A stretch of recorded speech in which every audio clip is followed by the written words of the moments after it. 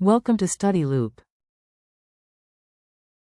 In this question, we use table K to determine whether the null hypothesis should be rejected.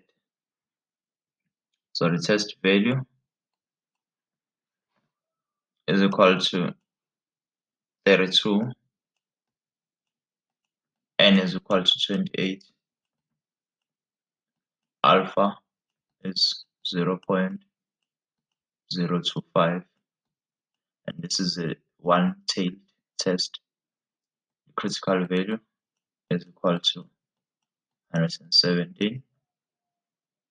We then do the test between the critical value and the test value, and since